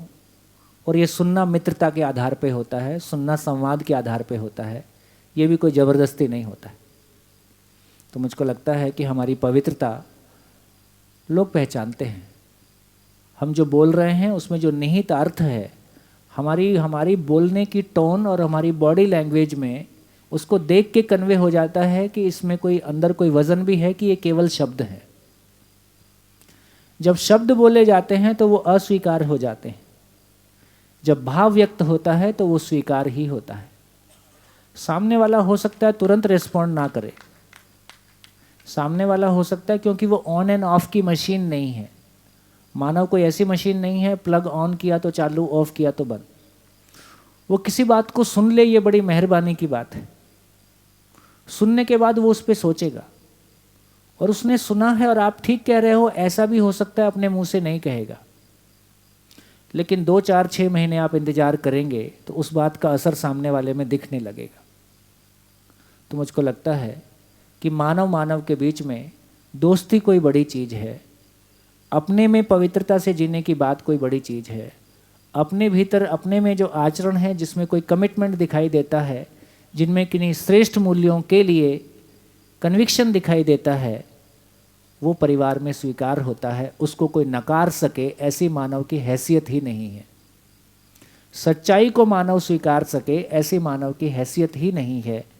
सामने वाले की अपनी जर्नी है, हमारा जो आवेश है वो रातों रात समझ जाए और मेरे जैसा हो जाए, ये मेरा पागलपन हो सकता है। सामने वाले की जर्नी उसकी अपनी जर्नी है, मैं जैसा हूँ वो मेरी जर्नी है। मेरी जर्नी मेरी पत्नी की जर्नी नहीं होगी, मेरी जर्नी मेरे बेटे की जर्नी नहीं होगी, उसकी जर्नी अपनी जर्नी होगी। उसकी जर्नी को मैं अप्रिशिएट कर पाऊँ और उसकी जर्नी में सहयोगी हो जाऊँ, उसको कोई नकार सके ये संभव ही नहीं। मैं दूसरे की जर्नी को अपने जैसा बनाना चाहता हूँ, दबाव इसमें आता है। मैं मेरे अपनों के गलती करने से मैं प्रभावित होता हूँ कि लोग क्या कहेंगे, ये मेरी प्रॉब्लम है। मैं शिविर लेता था तो लोग मुझसे पूछते थे कि आपका बेटा क्या करता है, जो करता था वही करता था, बता देता हूँ। तो मेरा बेटा मेरे जैसा ही होगा ऐसा मैंने कभी सोचा भी नहीं है, क्योंकि मेरे पिताजी जैसे थे मैं उनके जैसा नहीं हुआ। जब मैंने मेरे पिताजी की नहीं मानी तो मेरा बेटा मेरी मानेगा, मेरे को ऐसी अपेक्षा भी नहीं है। मैंने वही किया जो मुझको ठीक लगेगा, इसलिए मेरा बेटा भी वही लगेगा, वही करेगा जो उसको ठीक लगेगा, और जो उसको ठीक लगेगा वो मुझको स्वीकार हो जाएगा।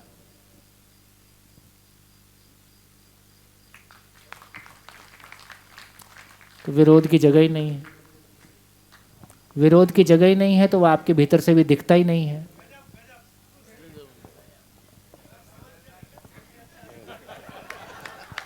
Hello hello.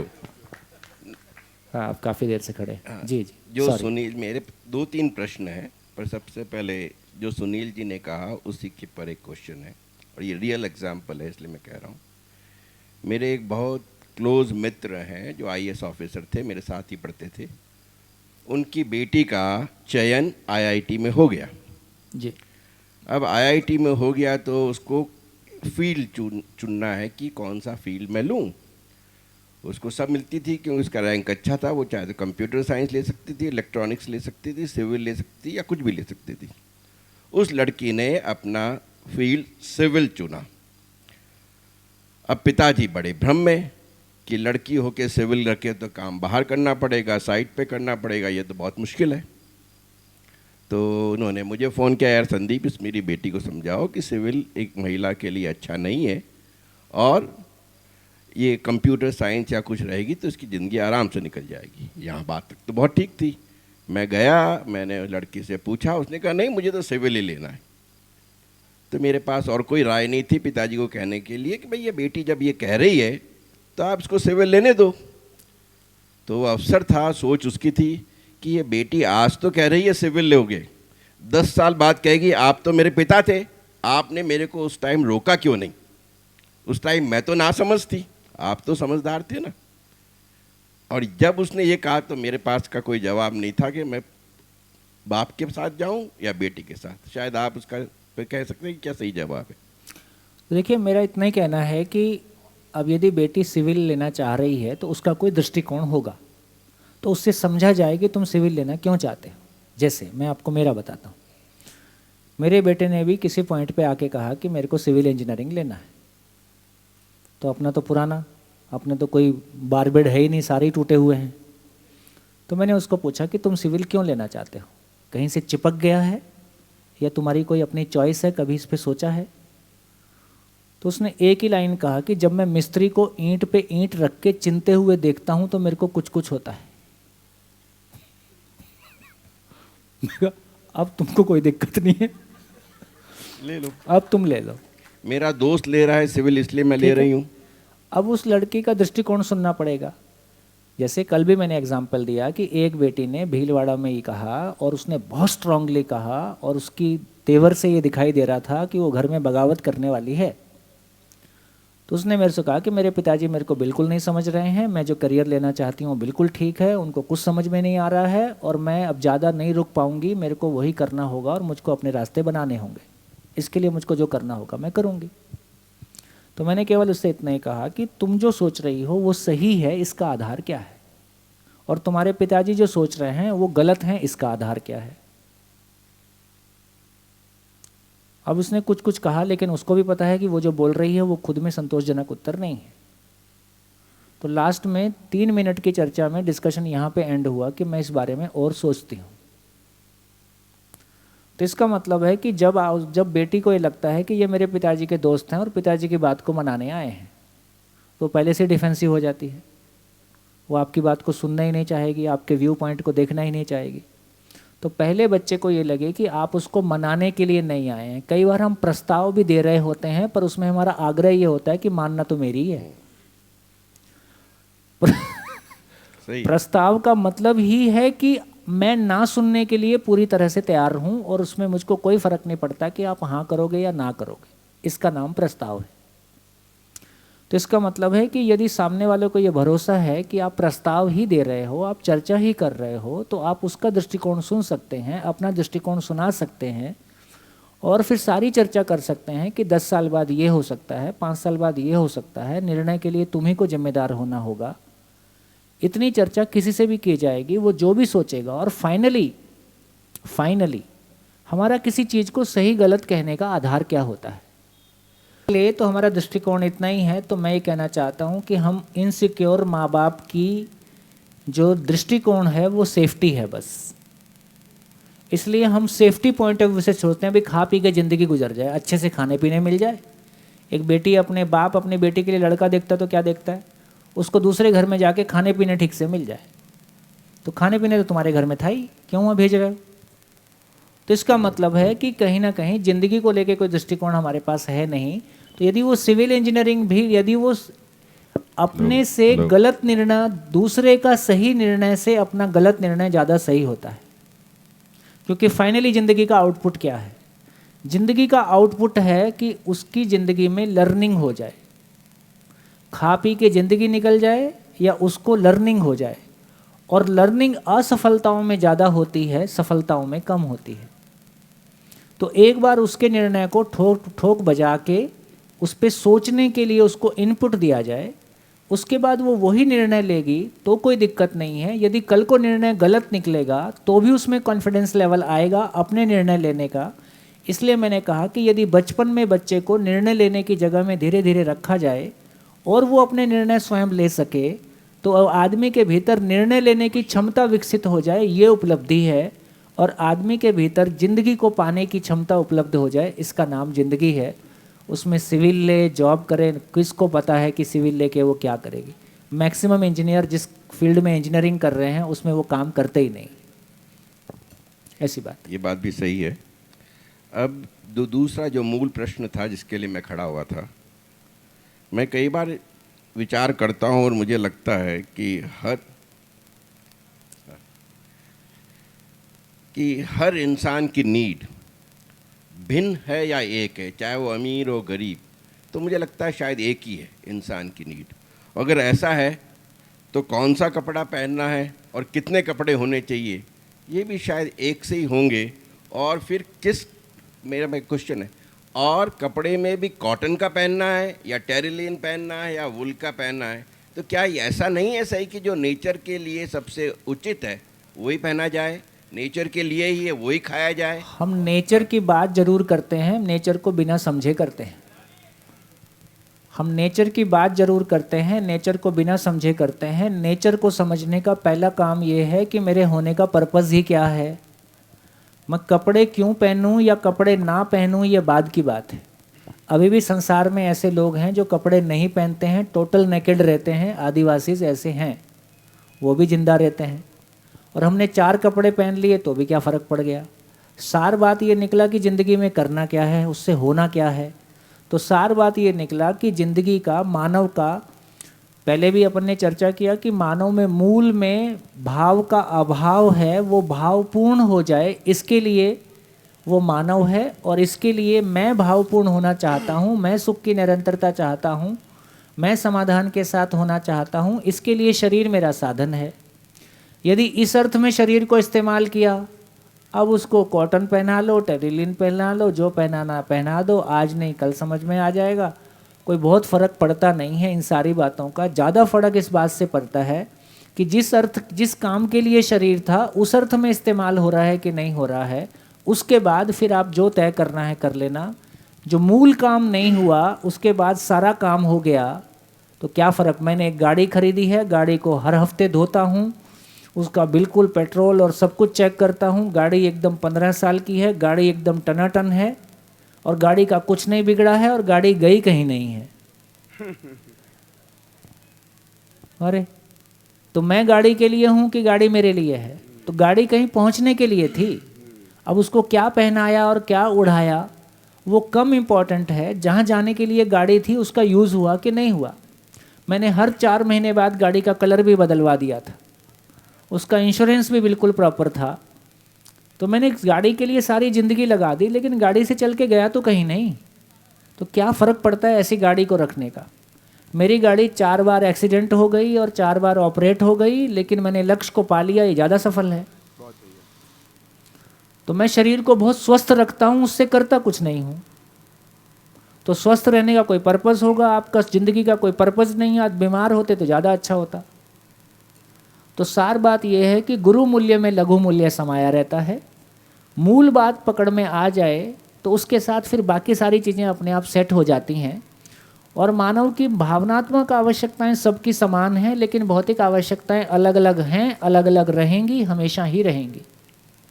तो हमारे कपड़ों की आवश्यकता सबके लिए अलग अलग ही रहेगी। अब कोई 2 जोड़ी रख ले, 4 रख ले, 10 रख ले, 12 रख ले, 20 रख ले, क्या फ़र्क पड़ता है। इससे कोई बहुत फ़र्क नहीं पड़ रहा है। 2 मग्गे में नहा ले, 2 बाल्टी में नहा ले, इससे भी बहुत फ़र्क नहीं पड़ता है। फ़र्क इस बात से पड़ता है यदि पानी का सदुपयोग करने की प्रेरणा आपको मिली है तो कितने लोगों को ये प्रेरणा मिली है, कितने लोगों की ज़िंदगी में वो जगह बनी है। मैंने अकेले में कुछ कर लिया, ये बहुत प्रभावशाली काम नहीं है।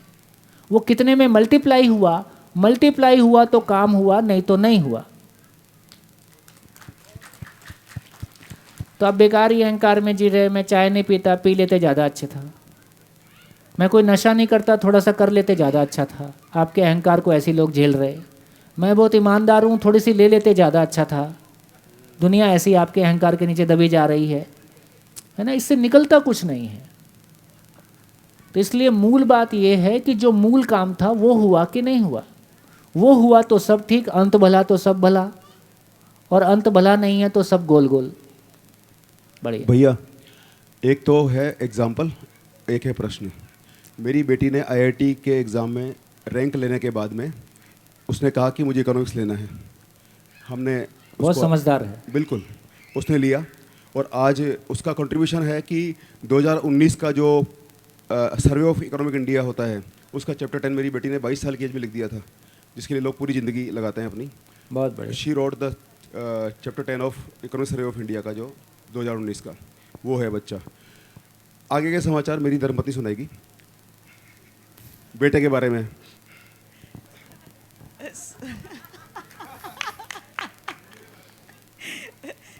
सर, बिटिया को तो हमेशा बोलना पड़ता था कि तुम बहुत देर पढ़ लियो, थोड़ी देर उठ जाओ, और बेटे को हमेशा बोलना पड़ता रहा कि थोड़ा पढ़ाई पर कंसंट्रेट करो। तो 6th तक मैंने उसको मदद करी, 6th ऑनवर्ड सबने मुझे बोलना स्टार्ट किया कि तुम कब तक उसकी हेल्प करती रहोगी, उसको अपने आप करने दो। भैया, बेटी से आवर्तनशील अर्थव्यवस्था में बातचीत भी होती है मेरी, और उस इस बारे में ज़रूर कुछ ना कुछ मुझे लगता है कि वो करेगी। वो अभी शिकागो यूनिवर्सिटी में रिसर्च एनालिस्ट है, और वो EPIC economic policy of institute Chicago university उसमें काम कर रही है। सरकारों को सलाह देती है वो कि उनकी पॉलिसी सही है या गलत। तो उस हमारी काफ़ी, ये इसके पहले भी जो दूसरी जो कॉमन सेंस चर्चा होती थी और आवर्तनशील अर्थव्यवस्था के ऊपर उस पर चर्चा हुई अच्छी तरह से उससे। बहुत बढ़िया। तो वो आगे करेगी इसमें कुछ ना कुछ डेफिनेटली जी। अब बेटे का है, वो हमारी परीक्षा ले रहा है। तो 6th ऑनवर्ड्स उसको उसके हाल पर छोड़ा। 7th 8th उसने ठीक किया, लेकिन डिटेरियरेशन दिख रहा था। 9th में बहुत ही पुअर परफॉर्म किया।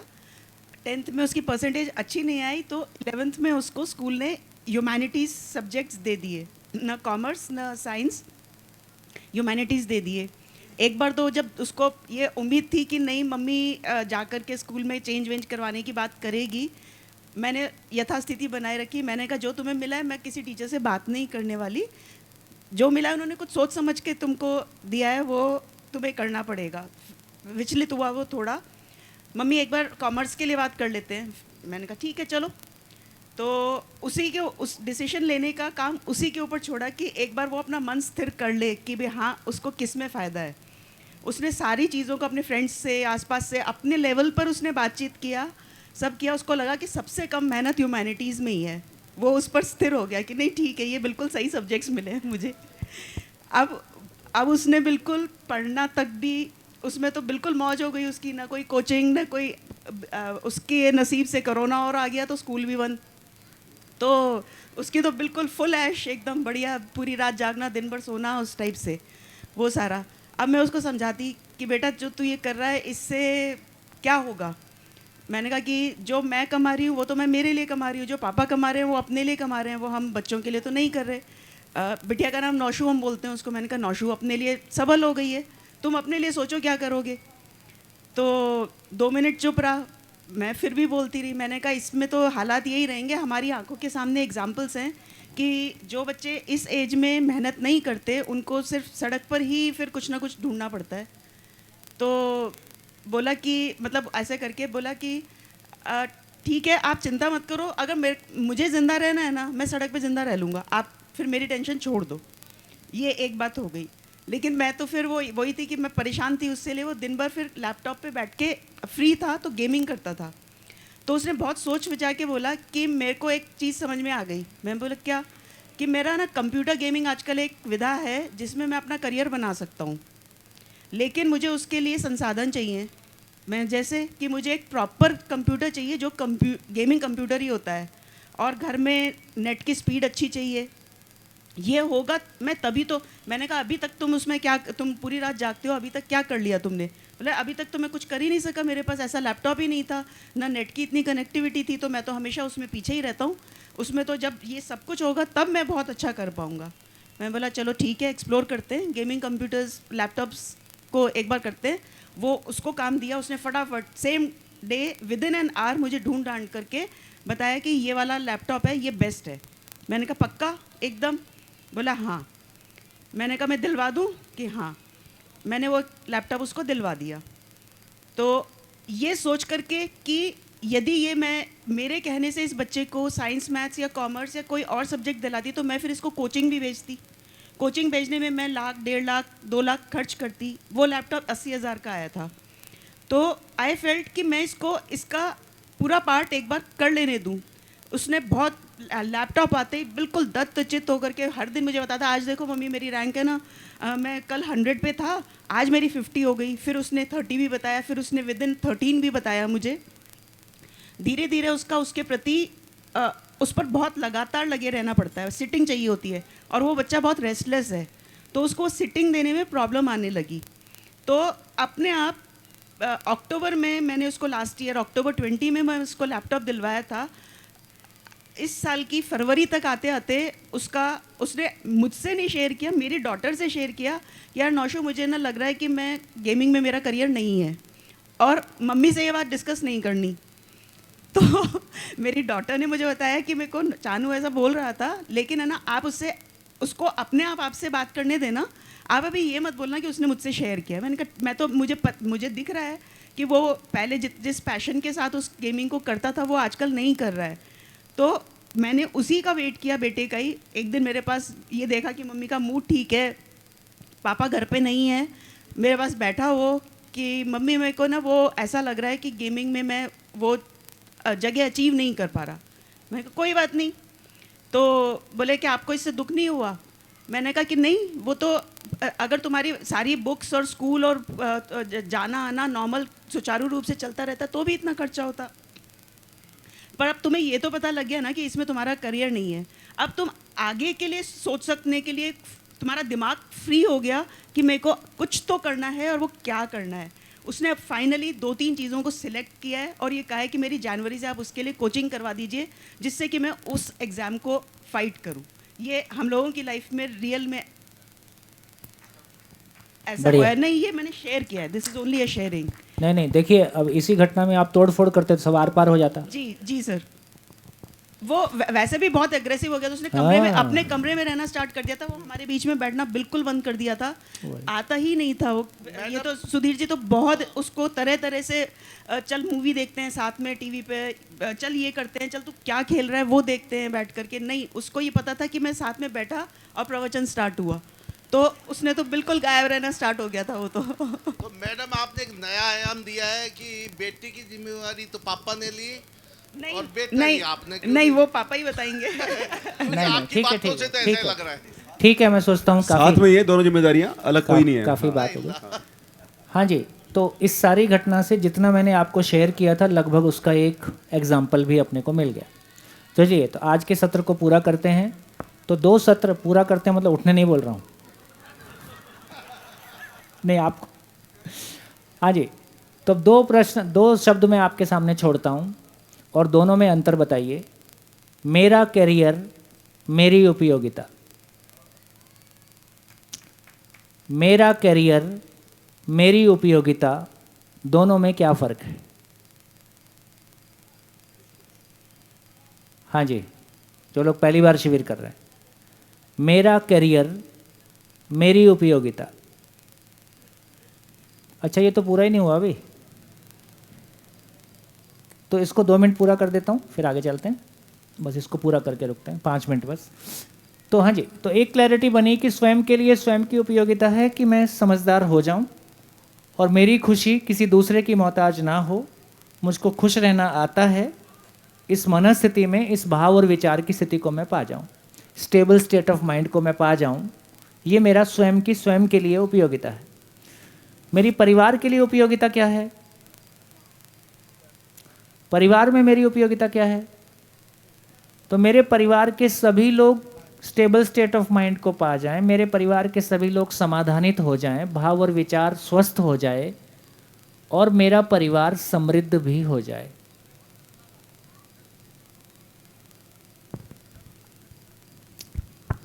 समृद्धि मतलब अभाव का अभाव, शिकायत मुक्त, अभाव मुक्त।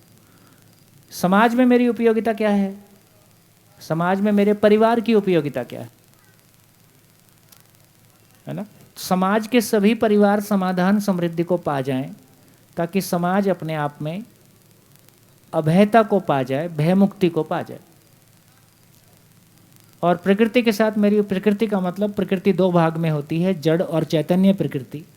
तो चैतन्य प्रकृति में मानव आता है, जड़ में मानव को छोड़ के बाकी सब कुछ आता है। तो सभी मानव समाधानित हो जाएं, सभी परिवार समृद्ध हो जाएं, समाज भय से मुक्त हो जाए और प्रकृति में सह अस्तित्व प्रमाणित हो जाए, संतुलन प्रमाणित हो जाए। तो मानव में समाधान, परिवार में समृद्धि, समाज में अभयता, प्रकृति में संतुलन, सहअस्तित्व प्रमाणित हो जाए,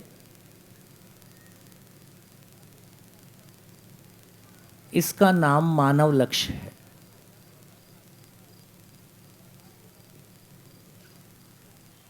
मानव लक्ष्य धरती के सभी मानव के लिए एक है। मानव लक्ष्य एक है। ये मानव लक्ष्य मानव ने तय नहीं किया है, ये ऐसा ही है, सभी मानव के लिए ऐसा ही है, इसमें चाह के भी कुछ नहीं किया जा सकता। तो मानव लक्ष्य सभी मानव के लिए एक है, मूल चाहत सभी मानव के लिए एक है। अब इसमें मेरी इंजीनियरिंग कहाँ आएगी? इसमें मेरी इंजीनियरिंग और मेरा सीए और मेरा एमबीए कहाँ आएगा? आएगा कि नहीं आएगा? कहाँ आएगा? तो समृद्धि वाले पार्ट में, तो अपने परिवार में समृद्धि वाले पार्ट में की बात करेंगे तो जितना भी हमारा स्किल है वो समृद्धि के अर्थ में नियोजित हो जाएगा। फिर चाहे मैं डॉक्टर हूँ, कि मैं दुकान चलाता हूँ, कि मैं खेत चलाता हूँ, कि मैं व्यापार चलाता हूँ, जो कुछ है सब उसमें आ जाएगा। तो इससे समझ में आया कि एक मानव की उपयोगिता का विस्तार स्वयं से शुरू होता है और पूरे ब्रह्मांड तक जाता है। इतना विस्तार है एक मानव की उपयोगिता का।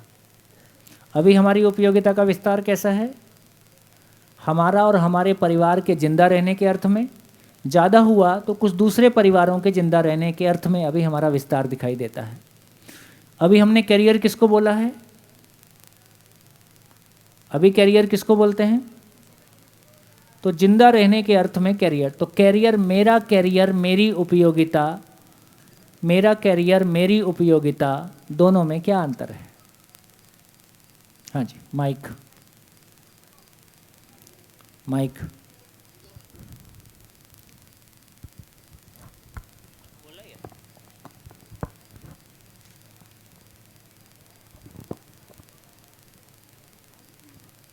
भाई जी, करियर जो है वो भौतिक आवश्यकताओं की पूर्ति के लिए है और जो आपकी उपयोगिता है वो आपके भावात्मक जगत में प्रकृति के लिए एक उपयोगिता है, समाज के लिए एक उपयोगिता है, परिवार के लिए। परिवार तो उसी में इंक्लूड है। चलिए, ये बताने का एक तरीका रहा। और किसी को कहना है? हाँ जी, माइक। मैंने पहले शिविर किया हुआ है, कोई बात, लेकिन बोल हाँ, दीजिए। करियर की उपयोगिता जो समृद्धि वाला पोर्शन है, समाधान वाला पोर्शन है, उसमें भी आएगी। हमारा समाज के प्रति और प्रकृति के प्रति योगदान हमारे अपने स्किल से जो हम दे पाएंगे उसमें आएगी, वहाँ पर आएगी। चलिए, इस पे सोचिएगा, फिर कल चर्चा करेंगे। मेरा करियर मेरी उपयोगिता, दोनों में क्या फ़र्क है, दोनों को आप कैसे देखते हैं, कल उसको देखेंगे। तो खूब धन्यवाद, नमस्कार, फिर मिलेंगे कल सुबह 8:30।